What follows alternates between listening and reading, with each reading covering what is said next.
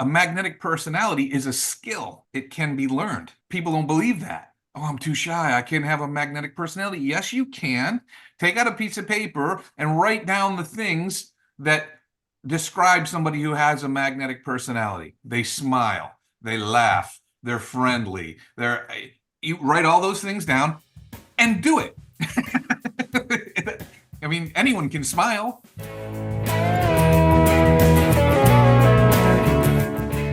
Welcome to Gratitude Geek, the relationship marketing podcast for micropreneurs building genuine, lasting relationships with clients, colleagues, and community.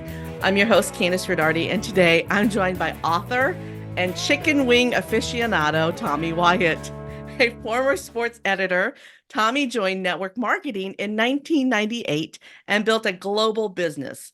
Over the past 25 years in the profession, he developed into a top presenter and trainer. In 2010, he wrote Appreciation Marketing, How to Achieve Greatness Through Gratitude, which became a #1 national bestseller. He has trained sales professionals in the principles of the book around the world. In 2020, he founded Wingaddicts and created the world's largest social network of chicken wing enthusiasts. He has 2 grown daughters and lives in Connecticut with his wife of 30 years and 2 awesome dogs. Welcome, Tommy. Thank you. So Thank you.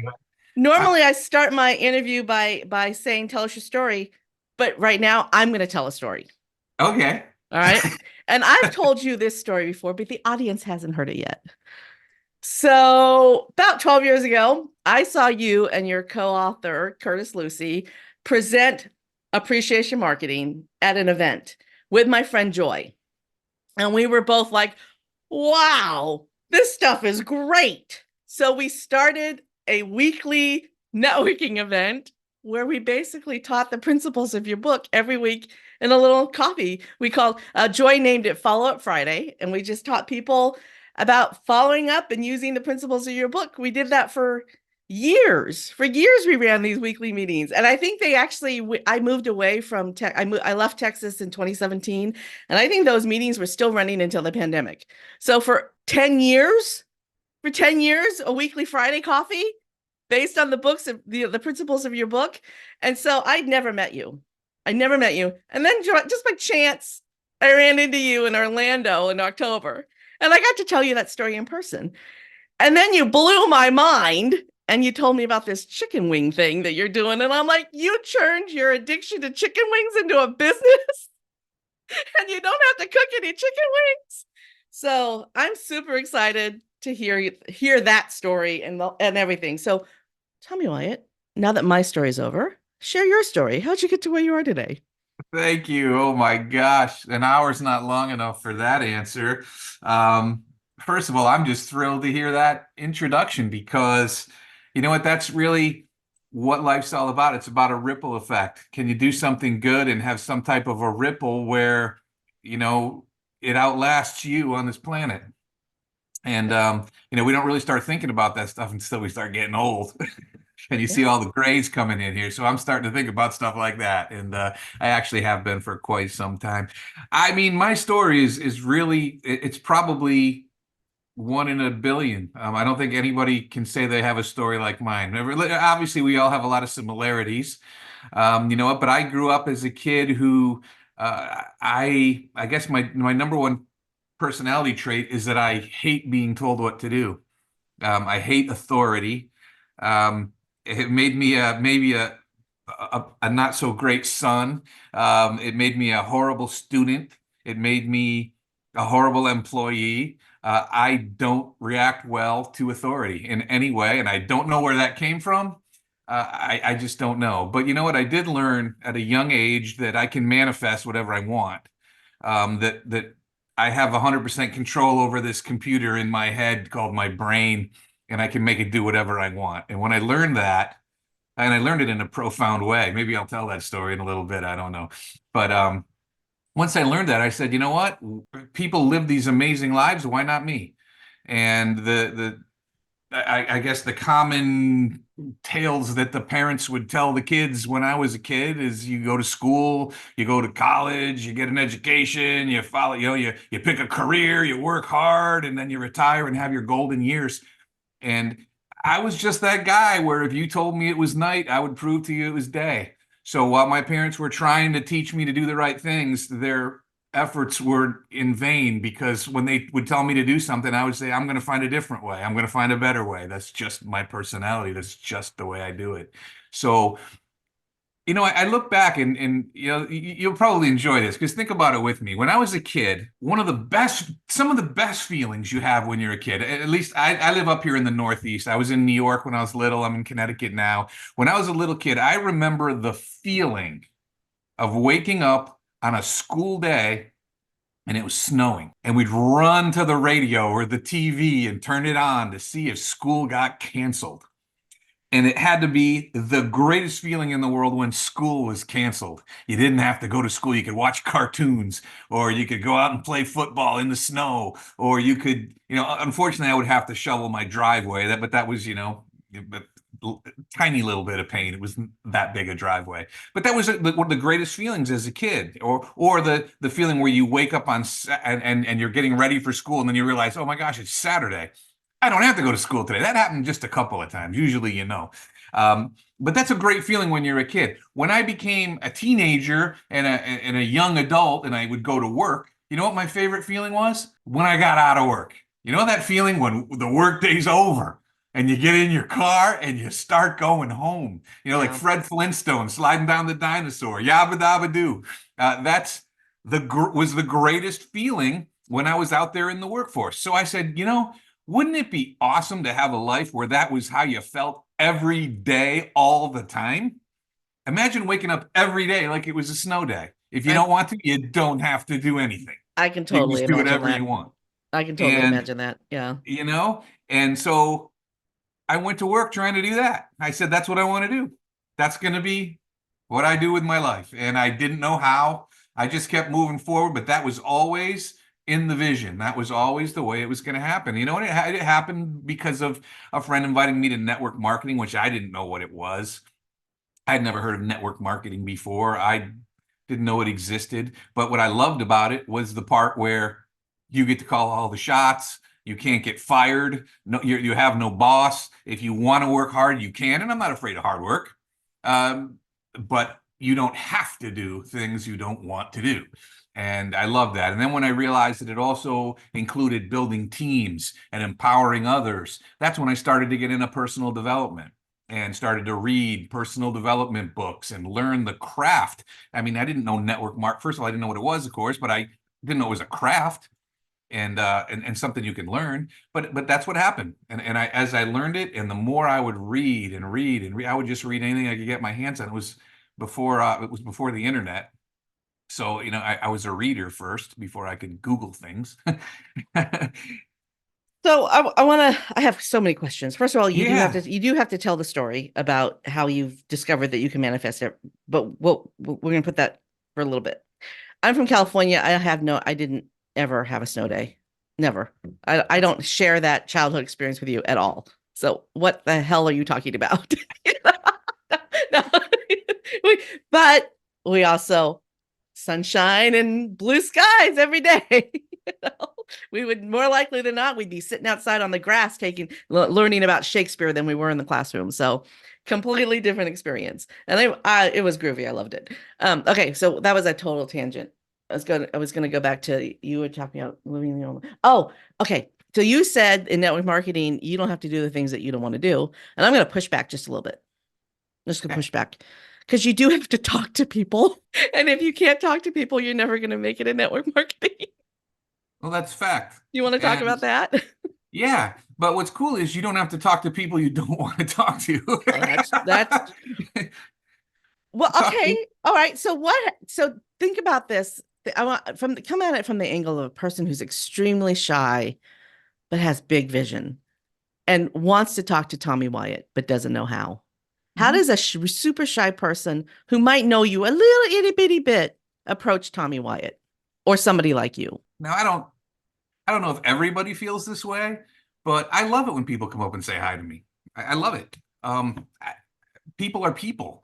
I think everybody, I was shy when I was back in my school days, I wasn't a popular kid. I was the guy just being quiet, looking for somebody to accept me and bring me into the group and whatever. I think we all kind of have that, and uh, we kind of, I don't want to say fake it, but there are comfort zones in life.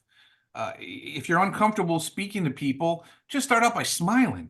People, I think everybody wants to, when you go to a wedding and you sit down at a table and you don't know anybody and you sit there and it's awkward and uncomfortable and you just eat your food and then you get up and go stand by the bar or whatever. Everybody there is thinking the exact same thing. Boy, it would be cool if we could talk to each other. Smile and say, "Hey, hi, I'm Tom." That's what I always say. "Hi, I'm Tommy. What's your name?" "Oh, really? So Where are you from?" It's uncomfortable at first, but it's not uncomfortable after a little while. when we met, I had a couple of people with me, and I went, I want to go meet Tommy Wyatt. I saw you across the room. I said, I want to go meet Tommy Wyatt. Come on, let's go meet Tommy, or let's go talk to Tommy Wyatt. And they just assumed I knew you because I introduced them to you. And that's the way I look at it. I'm like, well, they don't know that he didn't know me. So why don't I be the one that introduces Was Tommy didn't know anybody me ever from. rude when you came up and said hi and introduced yourself? Was anybody ever rude? Get away from me. There have been a couple of instances where people there were a couple. And, Were there? in the long run, these people that I thought that were pretty groovy ended up not being as groovy as I thought they were. It's a little disappointing and deflating when you discover that somebody that you admire is actually a jerk. Well, as Jim Rohn always used to say, there's only like 10 of those people in the whole world, and you ran into a couple of them. Yeah. They move around a lot. They move around a lot.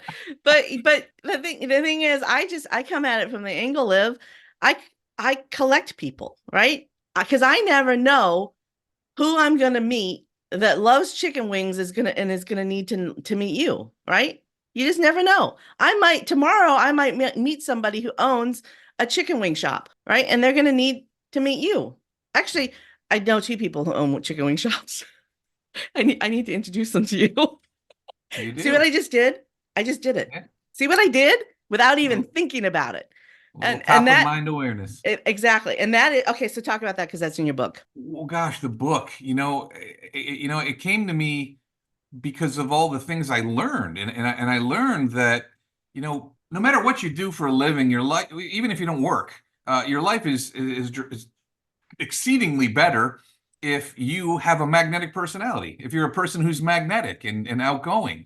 And you know what? It's interesting that a magnetic personality is a skill. It can be learned. People don't believe that. "Oh, I'm too shy. I can't have a magnetic personality." Yes, you can. Take out a piece of paper and write down the things that describe somebody who has a magnetic personality. They smile, they laugh, they're friendly. You write all those things down and do it. I mean, anyone can smile, Yeah. and anyone can, wave to somebody on the street. Anybody can do that, but people are afraid to do it. Everyone's afraid. You talked about, the top of mind awareness thing right there with the chicken wings, but the truth is, and this is kind of the most important value that I like to teach from the book, not only the importance of gratitude and appreciation and saying thank you, but the fact, and it is a fact, that the greatest asset we have in this world are the people that we meet and the relationships that we build. If Absolutely. you are a people collector, like you said, and you lose everything tomorrow, you can start to build it back the very next day because it isn't what you had and what you had done. It's who you are and who you know. Mm-hmm. And we can Absolutely. collect people all the time. I've got business cards all over the place, and I keep them in folders because I want to remember all the people, and I try to reach out and poke them as much as I can. But gosh, when you get so many, it gets to be a difficult thing to do. And why don't people do those things? The same reason why everybody's not successful in the world is fear. Mm-hmm. It's fear, and it's irrational fear. Irrational fear. You know what? The best way to get over your fear is to realize how silly your fear actually is. What am I afraid of? What's holding me back? If I could do anything I want in the whole world and I knew I couldn't fail, what would I do differently than I'm doing right now? And you'll have your answer. And why aren't you doing that thing? And the answer is fear, and the fear is irrational. And, the best way to kind of explain that is, I look back and when I was a little baby, when a little boy being potty trained, okay, this will You be can the potty remember this? portion. Oh, yeah, this is the potty portion of our program today. Ooh, potty portion. When I started to develop irrational fears, and those irrational fears controlled my life for probably until I was 12 years old. Okay. And I didn't know they were irrational at the time. But this will feed into the story about how I learned to empower myself. So when I was little and learning and being potty trained, my uncle was over and he said, he came into I can remember vividly. I don't know how old I was. Two? How old are you when you're potty trained? I Yeah, forget. about two or three. But I Yeah. can vividly remember we had a green bathroom. We had a green toilet. And I remember I was afraid. I was a little skinny boy. And my uncle came into the room and he said, hold on tight. If you fall in, we'll never see you again. Oh, He said that. no. And he Oh, thought that no. was hilarious. He thought that was hilarious. Oh, But you know what my no. mind said? Really? I'm gonna Like get I could flushed down the fall in toilet. there? I Oh, could fall in. man. I could go down that hole with a So because of that, I was petrified to sit on the toilet. I was afraid to go to the bathroom. So what did I do? Well, my mind looked for a way out. And what I would do was I would go poopy in the house someplace. Now, I was baffled how my parents knew it was me because I know nobody saw me. And then after getting caught a few times, then I started to pull out the sofa. I was strong enough to do that, pull out the couch, go behind the couch, push the couch back. Then I was baffled how they could find it. Oh, I wasn't that smart as a kid. But then when they did find it, I would say, it wasn't me. I didn't do it because I was embarrassed. Not because I was a liar and a bad person. I was embarrassed. I was afraid to go on the toilet. I was embarrassed in front of my parents that I went on the floor. And so I lied. And then guess what happened next? My parents, it was all good intentions, told me the story about the boy who cried wolf. And we all know that fable, Aesop's fable. The boy who cried wolf so many times, eventually the townspeople didn't believe him, and the wolf came down and gobbled him up. All right. Guess what happened when they told me that story? Recurring nightmares, probably for the next 7 years, probably almost every night, about me being outside in my backyard playing on my swing set, and I hear a noise, and I look up and I see a little dot in the distance, and down it gets bigger and bigger and bigger and bigger, and it's a wolf. And I turn to try to run away, and I can't go anywhere, and I wake up right as the wolf grabs me, horrified of wolves. Now, both of these fears are completely irrational. A, that I'm going to fall in the potty and disappear, and two, that wolves are going to come and eat me. Completely irrational. I'm still to this day, I'm 59, I've never seen a wolf. Irrational fears, but they controlled my life. What silly fears does any person who's watching this have that are holding them back from their greatness? Is it worse than being eaten by a wolf or being flushed down the toilet? I doubt it. But in any event, I'll go on about this story forever, I guess. But how did I break out of it? How did I learn how to empower myself? And how did I learn that my mind controls everything? It's quite awesome. When I was about probably 10 or 11-ish, I lose track of how old I exactly was at the time. I was a big TV watcher, and I was a big fan of Gilligan's Island. And I kind of had a little crush going on Ginger on Gilligan's Island. And so one night I was asleep and I was having the dream that I always had. I was outside playing on my swing set and I heard a noise. But this is where the dream was different. I was playing on the swing set with the Gilligan's Island people. Like Skipper was there and Gilligan and the millionaire and his wife.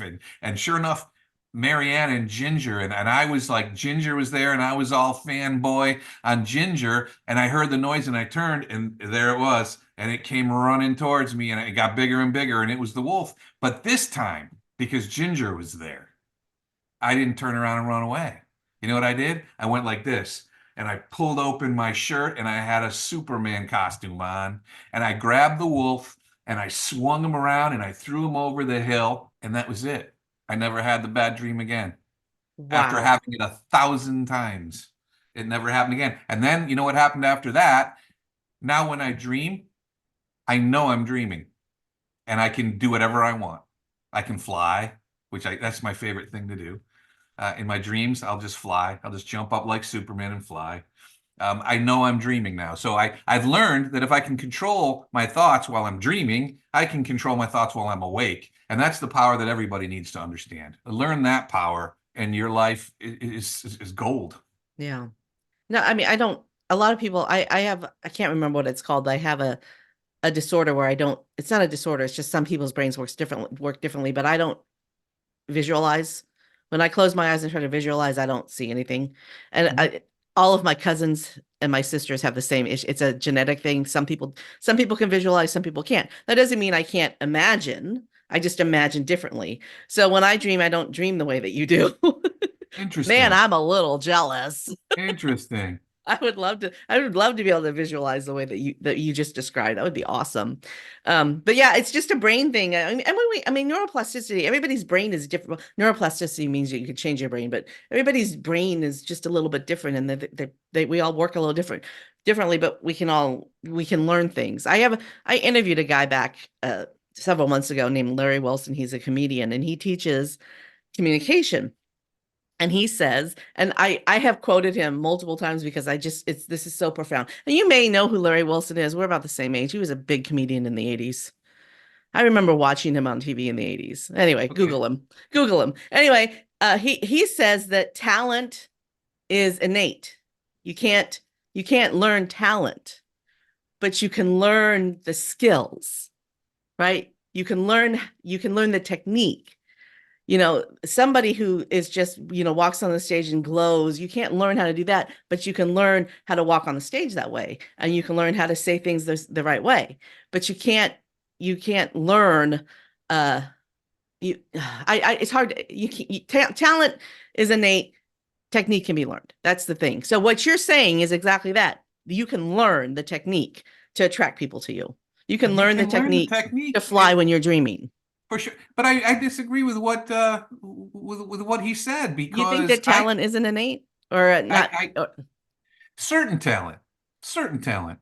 But you know what? I mean, what type of talent are we talking about? The ability to walk on a stage and Or light up a room. Anyone singing can and learn to do that. yeah, I think like singing or people who can pick up a Well, guitar or piano and just play that. But you can yeah, learn how to play I yeah. suppose. I mean, boy, that's a great Well, Zoom for I another mean, time. you played baseball, didn't you? I did. Um, there are some kids that, just hit it every time, and there's some kids you had to really practice. That's true. I That's mean, I true. think that's I what the was, difference. yeah, yeah. No, I mean, sure. Sure, but yeah, I guess sometimes you just don't have any athletic ability and you can't do certain. Like I mean, I could never dunk a basketball. I couldn't jump high enough. But Um, yeah, but I probably you could couldn't. practice and get and at least try to come Yeah, close, right? I couldn't ride a horse in the Kentucky Derby, Candace. I'm quite certain of that. No matter how hard I practice, Yeah, you're a little too tall for that. a little too You're big. a little too tall Poor for that. horse. Poor horse wouldn't make it once around. Oh, I love it. I love it. Anyway, I want to talk about wing addicts because Okay. I think this is so brilliant. You took a love of wings and you turned it into a business. To me, that means anybody can do anything. Anybody can do anything, and I mean. Shoot, I had ideas my whole life. You, I've always been an admirer of like I love positive quotes. Like positive quotes from the great people in time. And this again before the internet. I used to write down quotes when I was a little kid. We had plaques in our bathroom. Like my mother would put plaques in the bathroom wall, and I'd memorize them. The Serenity Prayer was in there. I knew it.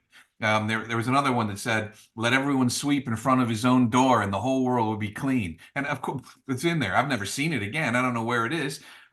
I don't know who said it, but I that was always there. And so I had this idea. You know what? I'm going to come up with all these quotes, and I'm going to put them on plaques, and I'm going to sell them like at a mall or something. Put them in a kiosk. And this was, I mean, I was an adult at this point. Maybe I was 23, 4 years old. And I said, then we could make up plaques with pretty scenery on it and put a quote there that's inspiring and uplifting. And I thought about it and thought about it and thought about it and thought about it. And then Successories came around. Remember that? I got a million of those. I bought them all. I didn't make any money, of course, because I didn't do it. I didn't take the steps and exercise my own personal power and do it. So I've had millions of ideas. But you know what? When the COVID began, I can't remember who said it, but I heard somebody say during the COVID, when we're all, you know, stuck up in our own house for whatever, we don't know how long it's going to be, and everybody should learn a new skill. Everybody learn how to play the guitar, learn how to play the piano, learn a new skill, learn a new skill, learn a new skill. And that kind of stuck with me. And I'm thinking, learn a new skill. Geez, yeah, that's a cool idea. What can I do that I could learn a new skill? And I was watching the Super Bowl, and during the halftime commercial, there was the halftime that they do the commercials, and that's the most fun thing to watch usually at the Super Bowl if your team's not in there. And there were a whole bunch of celebrities, but I didn't know what the product was. And I'm like, what is the product? And what's this about? What's this about? And it turned out it was an ad for Facebook. And I'd never seen an ad for Facebook ever in my life. And it was an ad for Facebook groups. Create a group on Facebook with something that's interesting to you. And I was like, whoa, that's a cool idea. And driving back to my house from the Super Bowl party, I looked at my wife and said, I'm going to start a group and I'm going to create the world's largest groups for chicken wing enthusiasts. It didn't exist. I said, you know, what am I going to call it? Now, this was Monday, the day after the Super Bowl, and I'm sitting there in 2020 was the year, and I'm sitting there and I'm like, all right, what would I call this group? And I said, how about Wingaddicts? All one word.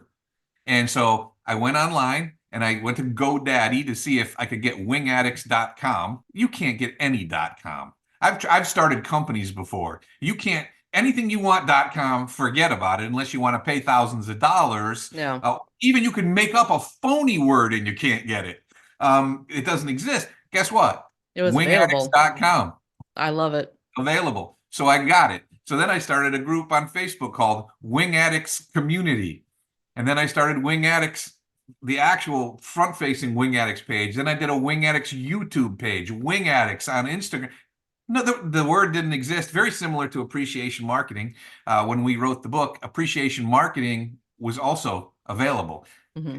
And when those things happen, maybe it's a little bit of fate, whatever it is. I don't know. But anyhow, my whole idea was this. Most people that eat chicken wings eat the traditional buffalo chicken wings. I mean, if you go out for wings and you get a menu and it's got like 10 different flavors on there, you get the one you know and you like. Buffalo wings. Those are like the first ones, right?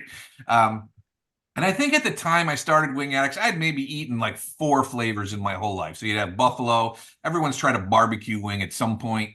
Probably had a garlic parmesan wing somewhere and maybe a teriyaki wing. You know, everybody's probably tried those along the way. But I said, you know what? I'm going to open up the world to thinking about different flavors, different combinations, different things you can do. And yeah, so here we are now. 4 years later, I got 2 buddies to come along and do it with me. One is Donnie the cleaner, and he's called the cleaner because he can pick up a chicken wing and just go whoop, and pull out just bones like my goodness. cat.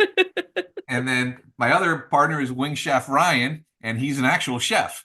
So he can cook things and he knows flavor profiles and all this stuff. I'm just a guy that runs his mouth and likes to eat chicken wings. And so we started out going to restaurants.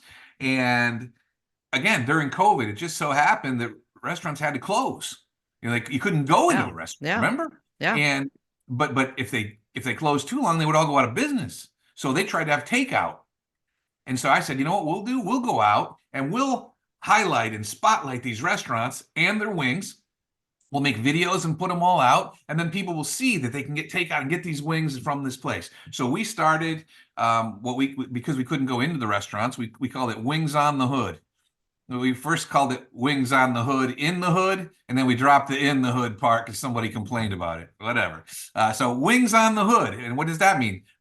We'd bring I drive a Jeep. We'd bring the Jeep right up to the front of the restaurant. We'd put a tablecloth on the hood.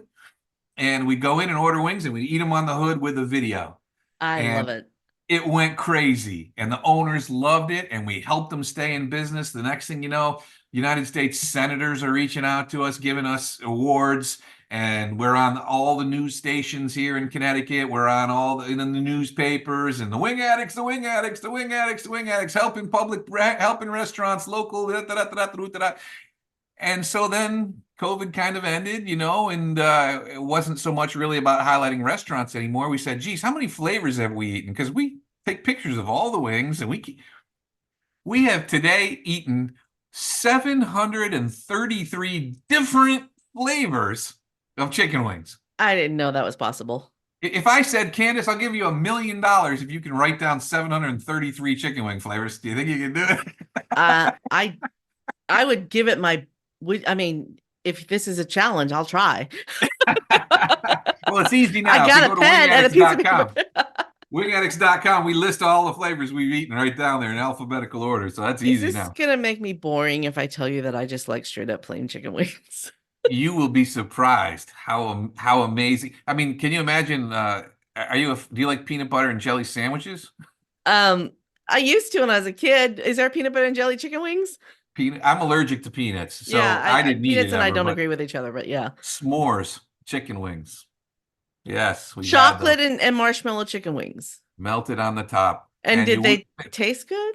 Oh my gosh, how about maple bourbon bacon? Oh well, that I You can can eat that. be totally But down with. yeah, I Yeah. mean the craziest combinations. We had a Barbie wing. It was Barbie themed for the movie. It was had pink glitter and some kind of a melted marshmallow, something or other, and Rice Krispies on the I Huh. ate it. It was good. So yeah, Wow. our new thing for 2024 is we're going to branch out and create what we call wing trails around the country. For example, the one I just finished up today, but none of this stuff has been published yet. It's not all out yet. But we're about to unveil the Manhattan Wing Trail, which will Awesome. show you the dozen or so wing places you can go. It'll have a little scorecard for you, so you can go there and you can have the wings yourself. We'll tell you which ones we suggest, but have whatever you want, and you can give it your own little rating. And if you want to, we started a Wing Addicts app. It's like the pairing, the little wine and cheese pairings that if you're There gonna you have go. this meal, we suggest you have this wine. If you're gonna eat at this restaurant, we suggest you have this wing. That's exactly right. And by the way, we do drink pairings for wings as well. We have a Oh, whole blog about that. oh, that is Yeah, I mean outrageous. everything. I wake up thinking about chicken wings. I'm a complete maniac. I'm pretty sure nobody in the world's eaten more chicken wings than me at more places than me, and I mean for whatever that's worth.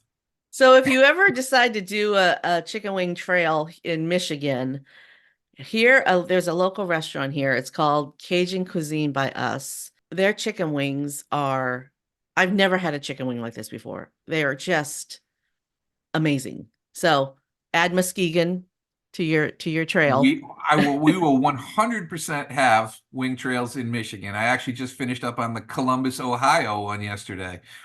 And so yeah, it's interesting about wings. They started in Buffalo 60 years ago. Wow. 60, literally 1964, they started in Buffalo. And you can if you take a map and you draw a circle around Buffalo, and then you just put little lines out, and you can see where the hot wing spots in this country, where they are. I mean, they go up to Rochester, New York, Syracuse, then, to get over to Connecticut, and then Jersey and New York. You can see Ohio. You can see the web. Obviously people eat chicken wings everywhere in the country, but the big spots are still really up in the Northeast. That's Or where you find, like the for South. The example, if you're chicken in wings are pretty Michigan popular in and the South too. right, but wherever you like, let's say you're in California, you can go into a restaurant and they'll have chicken wings on the menu. Normally they'll be under the appetizers section. True, Very true. seldom will you see on the menu an actual box that says wings with a whole bunch of flavors listed, Yeah, unless you're in the Northeast. yeah. Yeah, and that you're right. You're absolutely right. And I never really thought of chicken wings as because I'm from California. I never Yeah. really thought of wings as a meal. I always thought of it as an appetizer. Yeah, well, You're abs- that's how they started. yeah. That's how they started. And you know what? Well, here's why I think of them as a meal now, because they cost just about as much as a steak dinner. Prices. Well, if you're You, putting marshmallows and chocolate on them. well, Candace, chicken wings used to be the throwaway. You'd throw them away. They would be the part of the chicken nobody would eat, Hmm. and now they truly are the most expensive part of the chicken. Really? That is, oh yeah. How interesting, because they're just so popular. I mean, you can buy chicken wings. Yeah. Interesting. Very, very interesting. Okay, so really, I mean the reason why I wanted to talk to you about that was because you took something that you loved and you turned it into this business that just kept giving and giving and giving. And a lot of folks, they're just like, I don't even know where to start. But I didn't even ask you to share how you did it.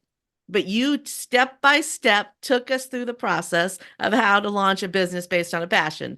You looked up on GoDaddy to see if the website was available. You started the Facebook group. You got a couple of people together to help you do it. You decide you implemented the system. You went and you ate the wings on the I mean, you took us through exactly step by step what you did to make this work.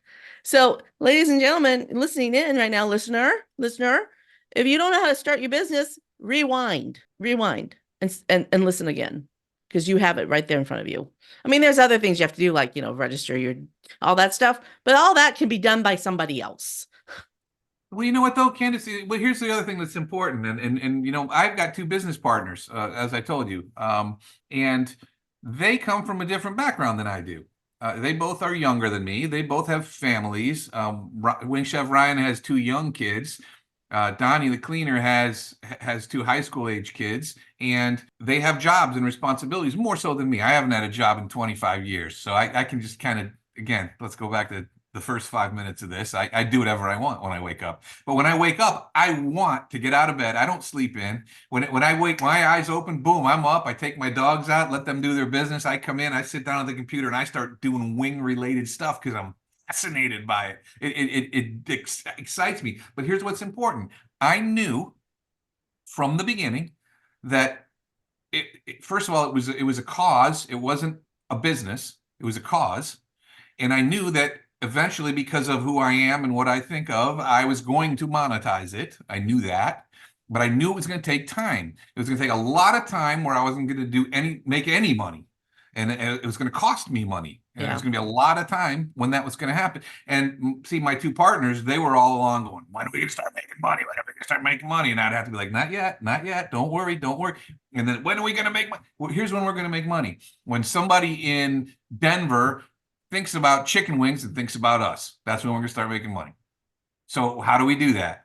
We need more people, more people. Spread more the people. word. We need to collect more people, Candace, just like you like to do. Collect more people. Who likes chicken wings? Most people like chicken wings. Yeah, I don't just collect people though, but I connect them. I collect and connect. Collect and connect. When I walked up to you to shove my, I think you were talking to somebody at the time. I shouldered my way into there to talk to you with my two people to connect, to collect and connect. That's and so now awesome. You're on my podcast, dude. There's another lesson there. It's so funny because like 3 months later, somebody said, "You just kind of knew everybody at that event," and I was like, "No, I didn't. I just introduced myself to everybody." I saw somebody yeah. Who doesn't want to know somebody who's friendly? And you know what? Let's rewind all the stuff I just told you about starting up Wingaddicts. It's exactly what you probably did to start up this podcast. It's not something that anybody can do it, but everybody won't do it because of what it takes. It takes a little consistent effort every single day. And you know what? If you're owning your own business and you're an entrepreneur, no matter what you do, and obviously I learned that through network marketing. At first in network marketing, you don't make anything, and then you make a little, and you have to just continue and continue and continue with the vision that you have. What do you want to accomplish? And you just have to trust the process and understand that if you do the things that you're supposed to do and you just keep on doing them, eventually something good can happen. And if not, as long as it was fun and you love doing it, nothing's lost. I obviously love doing this podcast because I think you're episode 206. Oh, baby. And then the first 20, 25 episodes, it was people I knew. And now I hardly ever ask anyone to be on the show. So I want you to feel very lucky because I never ask anybody to be on my show. I feel completely blessed. And when we spoke, I was super excited to do it. And you said, yeah, well, my waiting list is like till April. And I said, shoot. Well, I know April's eventually going to come. And I got lucky. So I'm at June now, by the way. And I squeezed you in because I had someone reschedule. And I was like, oh, I have a spot. Chicken wing dude. Here he is. Hey, chicken wing dude. You want to be on the show this week? And what kid doesn't grow up saying, when I grow up, I'm going to be a chicken wing dude? Who doesn't say that? I love it. I love it. I love it. I love it. Okay, so let's talk about appreciation marketing because I know the book is old, like it's more than 12 or 15 years old, right? Yeah. Is it still in print? It's still in print. We had it out of Amazon for a while. We're getting ready to put it back in. It is in Audible.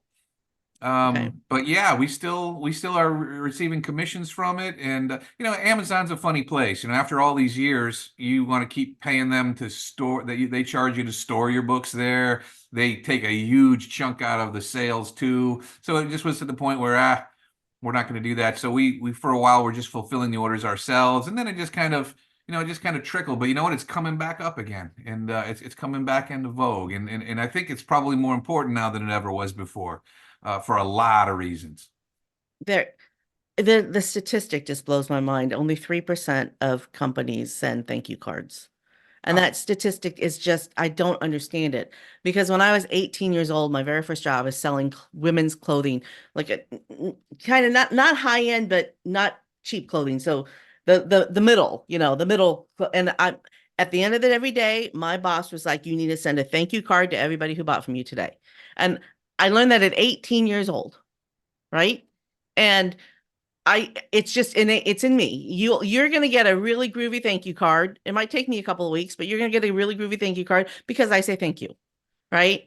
And and it just blows my mind that other people don't get how important that is. I yeah. got an email this Uh, morning. I got an email this morning that said, "Thank you so much for the thank you card. It truly is a keepsake." Because yeah. I think if I'm going to take the time to send a thank you card, it's going to be a keepsake, right?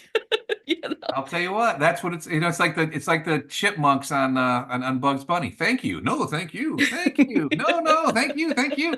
You know what? That's what life should be about. Thank you for the thank you. I was just Yeah. looking, you saw me looking around. I was just cleaning out my drawers before, and I can't, I wish I could find it to hold it up for you right now because I just saw it like an hour and a half ago.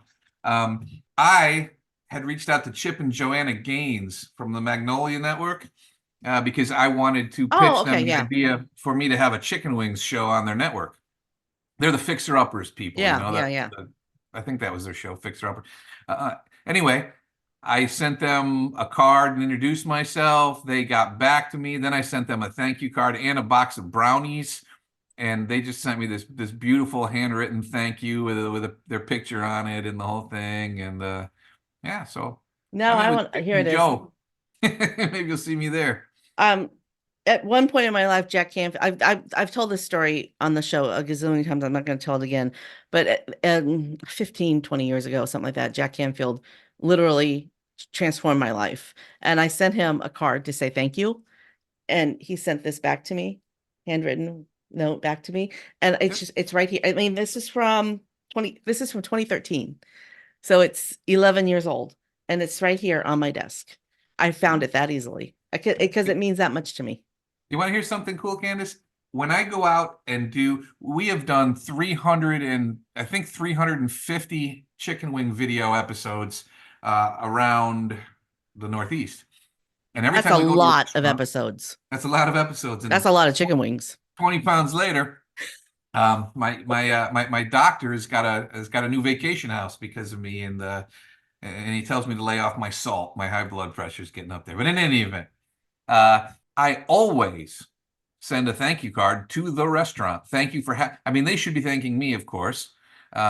But that's not what I wait for. I do the thanking. Thank you Yeah. for your hospitality. Thank you for how awesome you were. Thank you for letting us shoot a video in your place. And I always do it every single time. And guess what? Every single time I go back to any of those restaurants, guess what I see right when I walk in the door? The thank you My card. card on the wall Hmm. Hmm. with Wingaddicts logo on there and the whole bit. So Hmm. people, I'm sure, look at it and say, "What's that? What's that? What's Hmm. that? What's that?" That's what it's Yeah. all about. And that's not why I do it. I do it because it's the right thing to do. And you know what? People remember you just like Jack Canfield. Imagine having that warm feeling. Every person that knows you thinks of you that same exact way. It's Yeah. not that hard. Do you It's not want hard. to, I just want to impress you because you're Tommy Wyatt, so I want to impress you. But in 2021, I told a group of my coaching clients how I had manifested standing on stage with Jack Canfield at this event and then telling him that story and sending them the thank you card all those years later. And I went, you know, if I can manifest standing on stage with Jack Canfield, I could surely manifest speaking on stage with Jack Canfield. Do you want to know how long it took me to speak on stage with Jack Canfield after I said that? Uh, 2 months. eh, Two the months. universe. I know. You can manifest anything. You Yeah. can manifest anything, anything. People Um, don't believe that. See, that's the biggest problem, Candace. People don't believe that. I belong to a mastermind group of 5 very successful people. We get together on the first Monday of every month, and we share different ideas and things and recipes for success and they're very diverse, in their backgrounds and their success stories.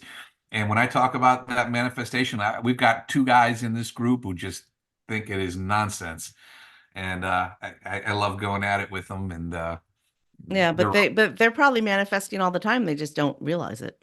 Well, they say, well, that's exactly right. And so I Yeah. always, when I get people like that, I don't spend too much time on it. I just say my favorite quote of all: "You can argue, but you'll be wrong." I love it. I love it. Okay, but let's go back to the book because Okay, if I don't mind, if you don't mind, I would love sure. it if you would share your 7 deadly sins. I don't think they call them those. I was trying to find a hard copy of your book, but I don't.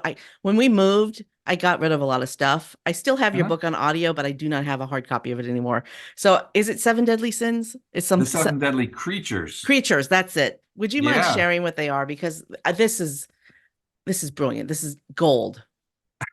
Well, the 7 deadly creatures have actually grown over the last 12 years. I think we're up to like 9 or 10 deadly creatures right now. And, it really is just kind of a funny thing because I like to do everything that's funny. I don't want to preach to people about how you should be and what you should do, but it's easy to preach to people about what you shouldn't do in a funny way, because I created these creatures because these creatures are creatures we don't want to be. We all know all of them, and we all have been many of them, if not all of them. And golly, it's been a while since I talked about them all, but I'll go You through have the them. book right behind you. Grab it. That's the audio Oh, that's version. the audio version. See, you're in the same boat as me. I have one right up here. Yay! Well, I do know the first one because whenever I do a talk, I always start out with it, and I say there's an old aphorism in poker, for anybody who's a poker player out there, that goes, if you can't figure out who the sucker at the table is in the first 5 minutes, it's you. And so I talk about the sucker, but it's a different kind of sucker. The first creature is the energy sucker. And we'll all laugh at that because we have probably been an energy sucker in our time. Maybe you're in a lousy mood and you just suck the life out of a room or a party or a situation. But we certainly know people that do that a lot. And the energy sucker is just that person who does that. The person who can brighten a whole room just by leaving. Can I interject there? I there was a in my early 20s, I had a really horrible breakup with this guy that was just an absolute jerk. And apparently I was carrying that around with me everywhere. And one of my coworkers looked, I think she may have even put her hand on my shoulder. And she said, your energy is affecting all of us. And that was a pivotal moment in my life because I had to snap out of it. And now now I know how to check myself.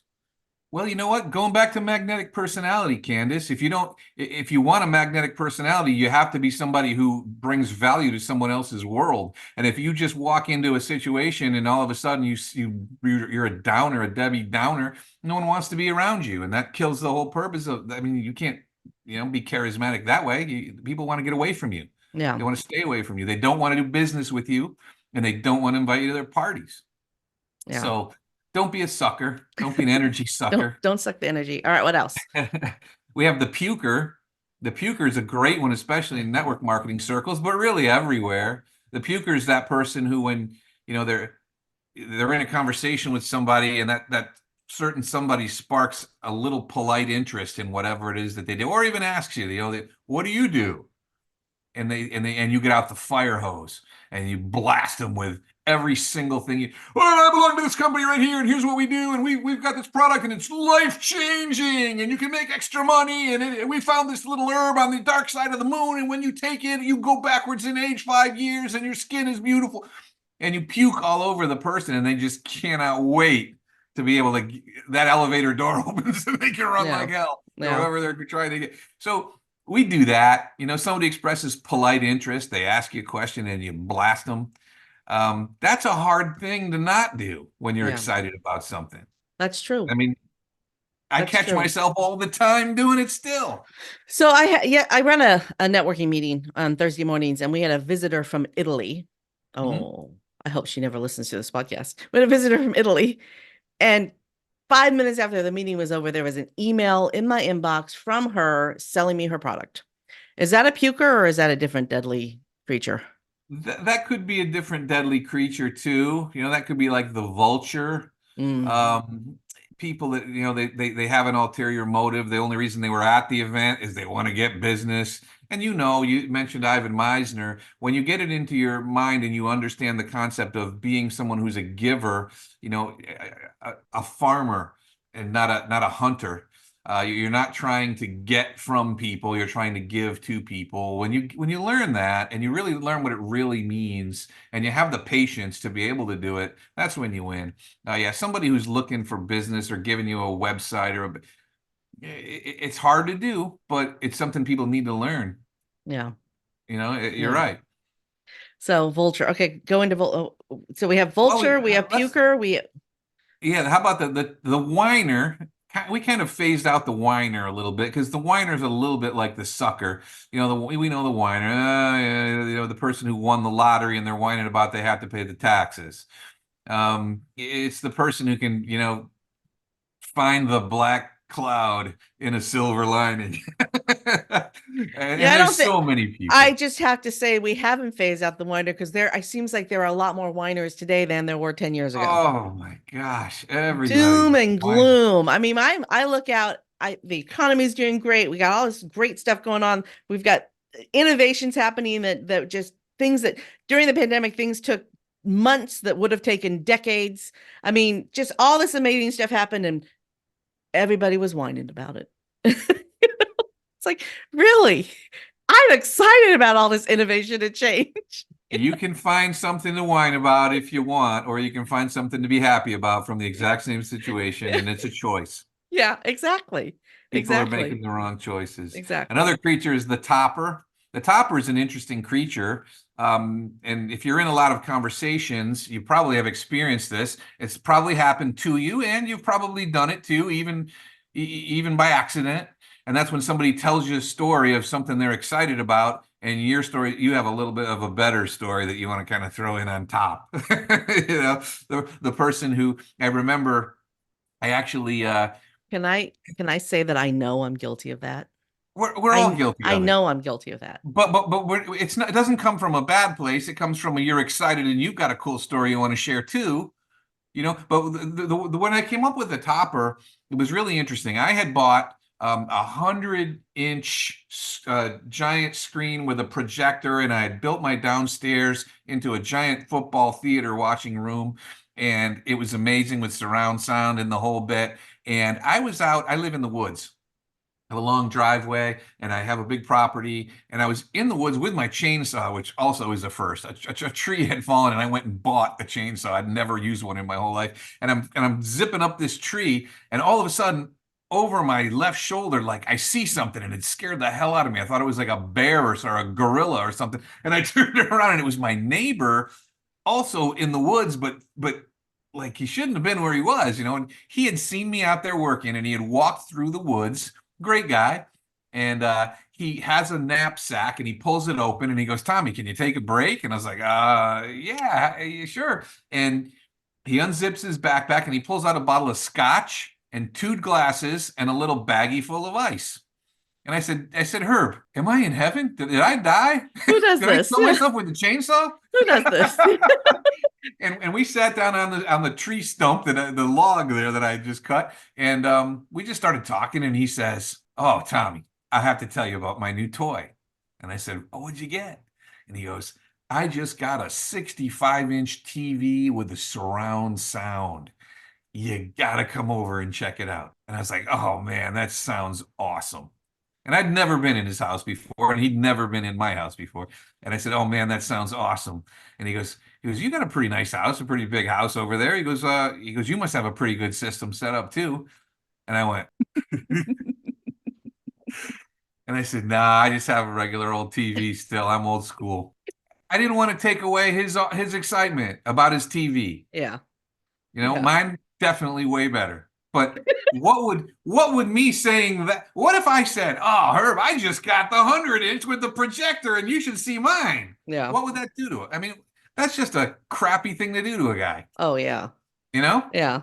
So that became the topper. I said, well, I was proud of myself for holding back on that because I wanted to. I wanted to tell him, but he was a nice guy and I didn't want to be that guy.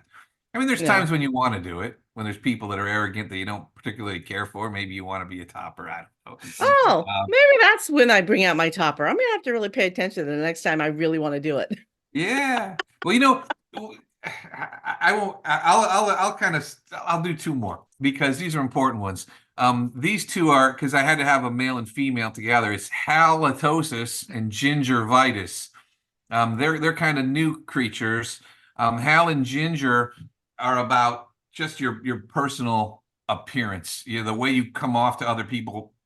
Are you the person with the cat hair all over yourself when you're sitting down next to somebody in a restaurant, or Are do you you have calling me out, bad, Tommy? Are you calling me out? do you have bad breath that could melt the chrome off a bumper?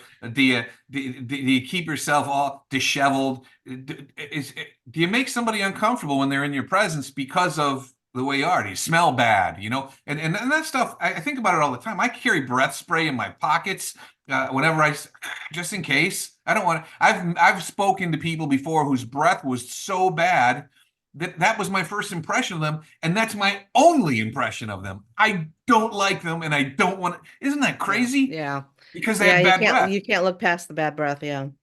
But you know what? I'm never going to tell them, Yeah. so they don't know. Yeah. Just like I'm sure I've had bad breath, and somebody didn't tell me. I live in fear of that. So you want to Yeah. be you want to be presentable, and finally, this one's one of the ones that came in later in the later printings of the book, and that is Tinkerbell. And I think Tinkerbell is a creature that we all really need to spend, all of us, more time not being. These obviously are creatures you don't want to be. Tinkerbell is that one who. No, hang on a second. Tinkerbell is that creature who, like, you're in a hang on. Oh, sorry, it's just text from my friend. You're in a conversation with somebody and they're not present with you at all. They're screwing around on this stupid thing. This is one of the greatest inventions ever known to man, and it's going to be the undoing of civilization and society as we know it. Yeah. I have a photo from Christmas. We had Christmas over at my sister-in-law's house, and we were at the kitchen table eating and talking and enjoying ourselves. And all of our teenage, my kids, the cousins, everybody was in the other room. It was quiet as a mouse. I looked over and I saw them all. They were all sitting there like this. And I took a picture right down the line. Every single one of them, just not talking to each other. I, I have a story to share. I hope this doesn't come off as a topper, but this story is hilarious. So my sisters and I met, this is when American Idol was hot. My sisters and I met in Dallas. My younger sister lived in Portland, my elder sister lived in Atlanta, and I lived in Houston at the time. So we met in Dallas for an American Idol concert tour. And we were sitting next to each other, and we were all on Facebook posting about being at this concert. And my brother-in-law posts, "Aren't you guys sitting next to each other?" Because we were like commenting on each other's posts. And we were sitting right next to each other. Aren't you guys sitting next to each other? Yes.